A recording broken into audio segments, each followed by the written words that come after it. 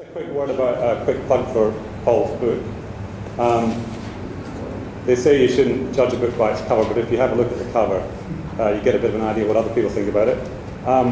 Tony Windsor said it was a warts and all account of Australia's mining industry, and if you read it, you'll probably get the impression that the Australian mining industry is all warts, and those warty hands are around the necks of our politicians, and those warty hands are in the taxpayers' pockets, and the fingerprints of those warty hands are all over those, the legislation that controls the approval process and the supervision that allows mining companies to supervise themselves, and there's no real supervision once projects are approved, so highly recommended. Okay, that'll be $10 later on, Paul. I'm just going to talk a bit about the impacts of the mining boom on agriculture. I've got a few things that might duplicate a bit with Sarah, so I'll skip them. If I can get this to work. Maps again, coal permits. This is pretty much the Toowoomba region. So no Merrins here and Dalby's here. So that's just coal.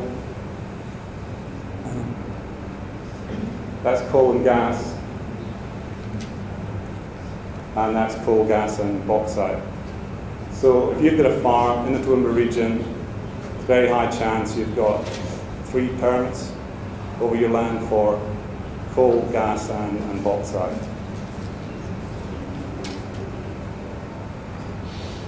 But it's notable to mention that permit that Arrow didn't renew, that Sarah spoke about. Arrow said, oh well, there's not much gas there anyway. But Arrow's been meeting a lot of resistance, particularly in the scenic rim and the Cecil Plains. And there's no doubt that public opinion is important, and I don't think they really thought it was worth the effort to persevere with that process. So it gives encouragement to those of us who would like to protect farmland and water supplies and our people. Now, food security, it's a big issue. Australia's got a population now of 22 million. It's supposed to be, we're heading for 36 million by 2050. The world's about 7 billion now. We're heading for over 9 to 10 billion. We're losing land to urbanization, we're losing to mining, and we're losing to degradation. Our water supplies are depleted. Countries like Saudi Arabia that used to grow their own wheat from irrigation have now drained their irrigation aquifers. So they're now buying land in Africa to grow wheat to take back to their country. And you've got China buying land in Africa as well. So water's a big issue. Unsustainable use of irrigation water. Climate change is with us and making it even more difficult to grow food on the land we've got. And we've got things like peak oil and peak fertilizer. This is from Growcom, the peak body for horticulture. You probably can't quite see the details here, but this looks at imports and exports of Australian horticulture. The blue bars are exports and the green bars are imports. The one on the left is fresh and chilled vegetables. In the middle you've got fresh and chilled fruit and nuts. And then on the right you've got processed fruit and vegetables. So the blue bars, the exports are falling, and the green bars, the imports are rising. So already Australia imports more fruit and vegetables than we export. I find that quite concerning. And if you look at the raw statistics for food production, a lot of our politicians would say, oh, we produce so much food, there's nothing to worry about. But a lot of the big export industries are bulk commodities like beef, wheat, cotton. So when you start looking at things like fruit and vegetables, that there's a few alarm bells. So we should be looking after the land that can grow fruit and vegetables. You can't grow fruit and vegetables all over the place. It's only certain places that have the climate and the soil and the rainfall. All the other what's the first year on that graph? 95? 95, 96, and it goes up to 2010.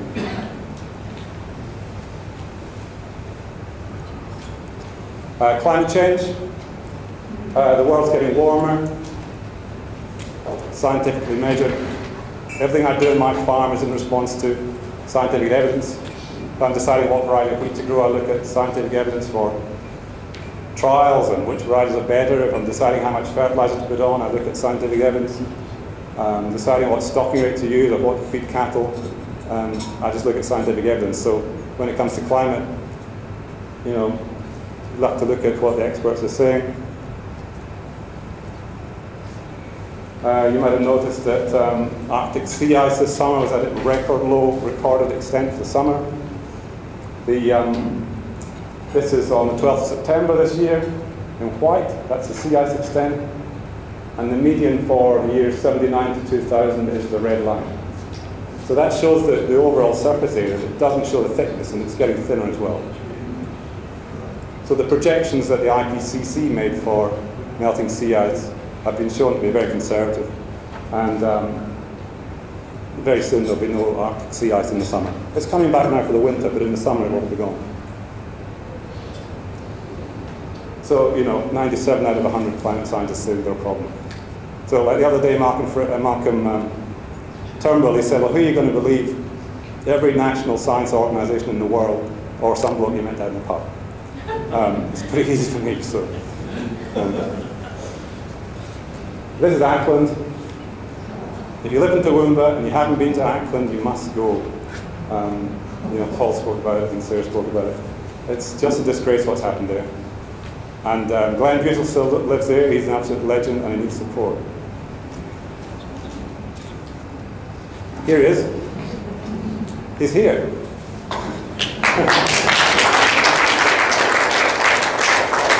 This is Glenn's warped sense of humour.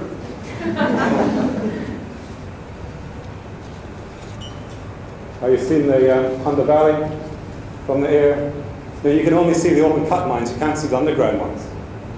And there's an interesting little pocket down here Singleton, somewhere here I think, on a bend of the Hunter River. There's a site where Rio Tinto had an open cut mine. They mined the floodplain and then they rehabilitated it. And when Amber Energy first came to Felton, they showed us slides of this site that had been rehabilitated. And it was lucerne growing about this high, and there was a big irrigator over the top of it, and it all looked pretty flash. So they had spent a lot of money to get this site back to what they said was full production.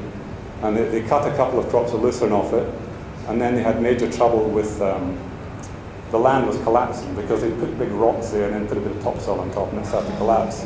And a bloke I know went there recently on a land care trip, and the place is just sort of abandoned. It's growing thistles, and there's water that's coming up. There's a big sort of sump because the water from the river is coming through the artificial wall they built along the river.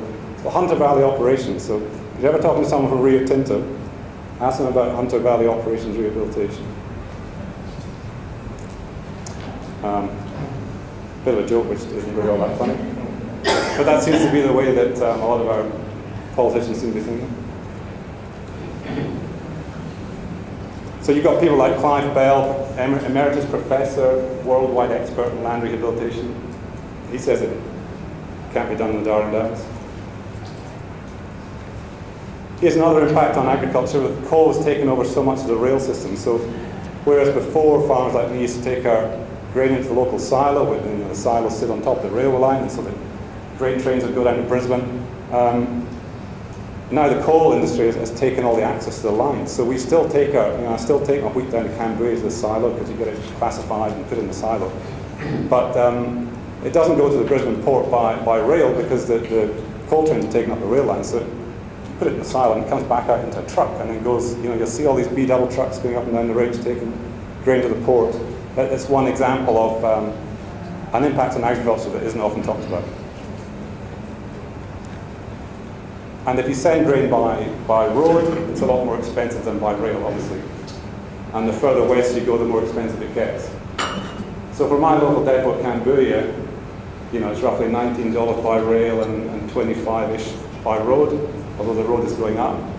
But if you're trying to grow export grain at Roma, that's a huge chunk of your end price that's going in transport. It makes it unviable.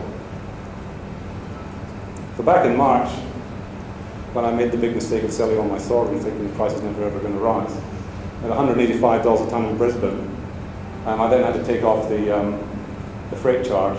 So someone out at Roma would have been losing a third of his gross price on just transport getting it to the port. Fossil gas, This is just south of, oh, there's William just south of Chinchilla. Now the thing about coal seam gases, in Queensland there's 3 big projects that have been approved. There's the Origin one, the Santos one, and the QGC one. They've all been approved. They're having horrific impact on the landscape and the people and the water. But they've been approved, they're going ahead. This one hasn't been approved. This is the ARA one. ARA is owned by Shell and PetroChina, and they want to put 7,500 gas wells across the Darling Downs on an 800-metre grid. So if you're concerned about coal seam gas and you'd like to do something, I'd appeal to you to do your best to get involved in this. And Ruth's going to speak later from Cecil Plains, and you know they need all the help they can get. So these gas wells, in the last 15 to 20 years, and experience shows in America and other places that once they put in their initial pattern, they go back and put more in because they can't get enough gas. And these are just a couple of quotes from the environmental impact statement that the company prepared. So they talk about dewatering. They don't say we're going to drain the aquifers. They say we're going to dewater. It sounds better. But they say they're going to take out enough water to fill Sydney Harbour 1.5 times. It's just one project. They'll bring up 3.5 million tonnes of salt. They don't know what to do with that. But if you look at the bottom, they're planning trucking it all to Swanbank down near Ipswich. That's what it says in the EIS. They're considering disposal to watercourses, and they're even looking at disposal to the ocean. They call that ocean outfall. Can you believe that's really a plan? All the gas companies talk about looking at dumping in the ocean. You couldn't make this stuff up. So that's pretty much it. Here's another factor.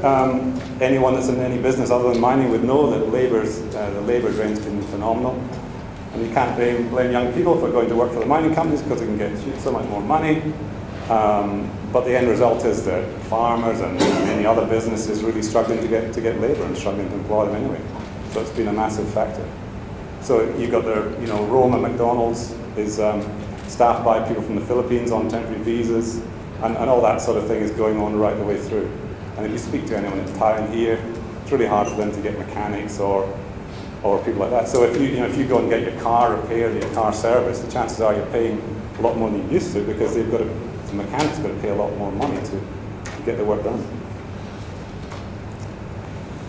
Okay, the exchange rate, Paul mentioned that. But because of this resources boom, our exchange rate has risen a lot.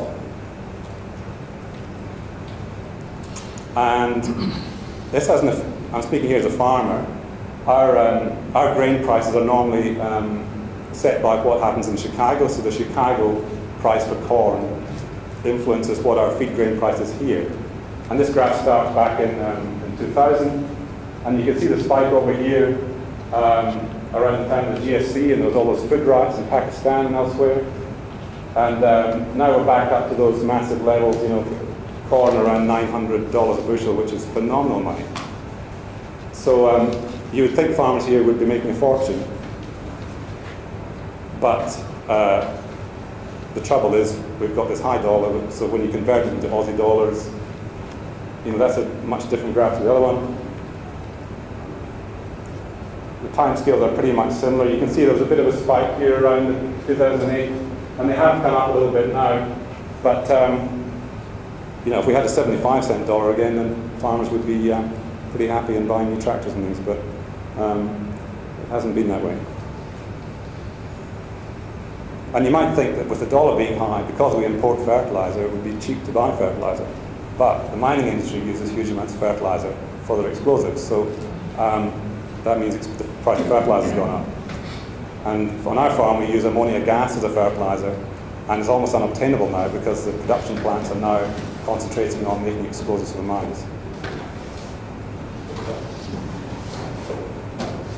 So you've got impacts on agriculture, but you've got all these impacts on manufacturing too. The amount of money the government's putting into the car industry to prop it up because the dollar's so high and all the rest.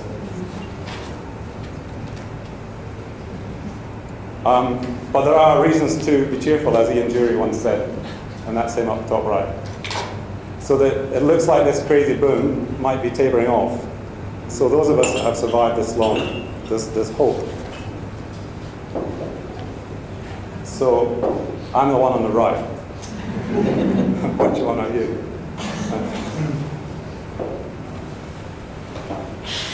Here's what we should be doing. Renewable energy can coexist easily with farming. And it's happening in places like Germany and Spain and Scotland. Wind turbines, solar panels. You know, people say, oh, you can't get baseload power from solar. Well, it's a lot of rubbish.